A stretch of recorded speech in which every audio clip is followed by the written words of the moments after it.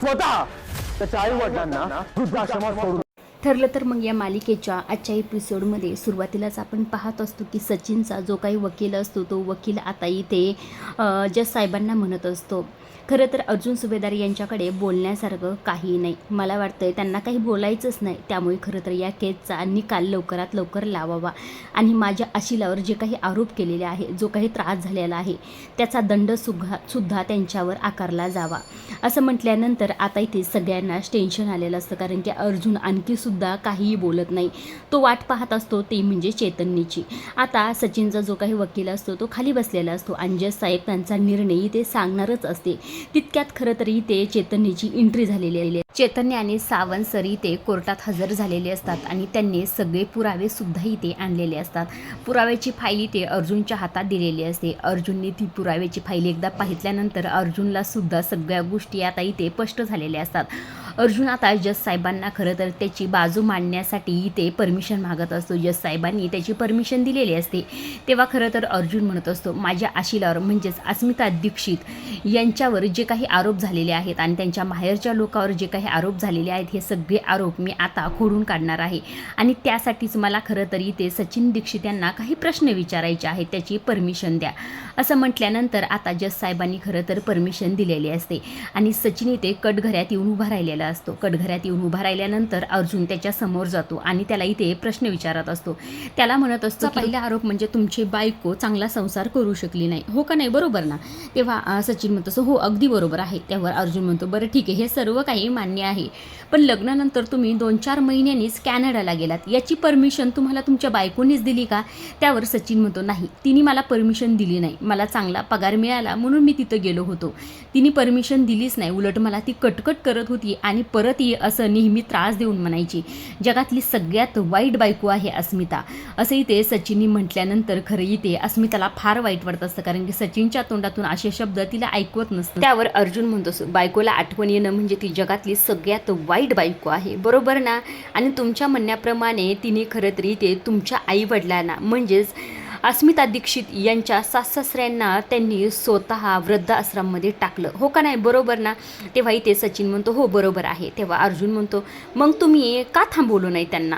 असं म्हटल्यानंतर सचिन म्हणतो असतो, हो ना, मला हे गोष्टी काहीच माहीत नाहीत, माझ्या आईवडिलांना मी आयुष्यभर सांभाळू शकतो, मात्र ही अस्मिताने माझ्या नकळत केलं, मला ह्या सर्व गोष्टीची थोडीसुद्धा कल्पना नव्हती. त्यावर अर्जुन म्हणतो, हो का?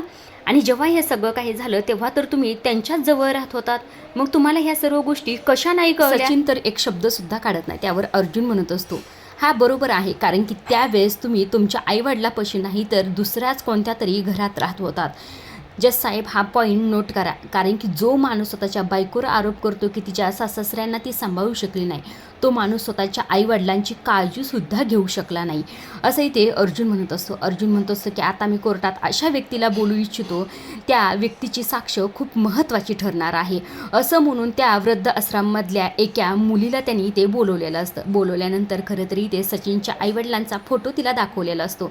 तेव्हा इथे ती मुलगी म्हणत असते, हे तर मिसेस आणि मिस्टर दीक्षित आहेत. असं म्हटल्यानंतर आता सचिनचा तर चेहरा काळा निळा झालेला असतो आणि सचिनचा जो काही वकील असतो तो वकील सुद्धा जरासा इथे घाबरलेला असतो. आता अर्जुन खरं तर त्या मुलीला एक एक करून प्रश्न विचारत असतो. तो पहिला प्रश्न विचारतो की या दोघांना तुम्ही ओळखता कसं?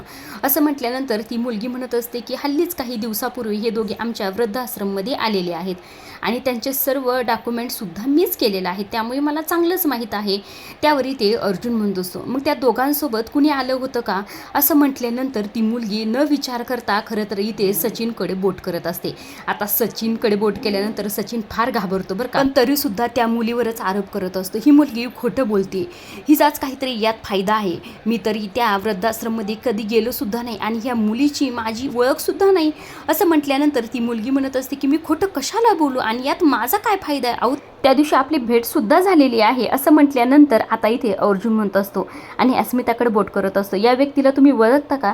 त्यावर ती मुलगी म्हणत असते, नाही, या व्यक्तीला मी याआधी कधीही पाहितलेलं नाही. असं म्हटल्यानंतर आता इकडनं जो काही सचिनचा वकील असतो तो उठलेला असतो आणि म्हणत असं ऑब्जेक्शन मिळालं, खरं तर इथे त्या रिसिप्टवर अस्मिता दीक्षित यांचं नाव आहे, साईन आहे.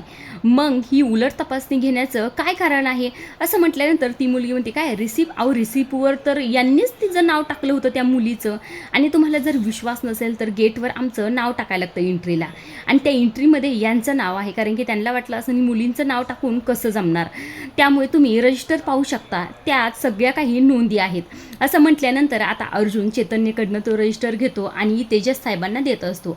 जज साहेब ते रजिस्टर पाहत असतात आणि अर्जुन म्हणत असतो की तुम्ही पाहू शकता, जेव्हा आश्रमात एंट्री झाली तेव्हा खरं तर मिस्टर आणि मिसेस दीक्षित आणि सचिन दीक्षित यांची एंट्री दिसत आहे आपल्याला, पण एक्झिट करताना फक्त सचिन दीक्षित यांचीच एंट्री दिसत आहे.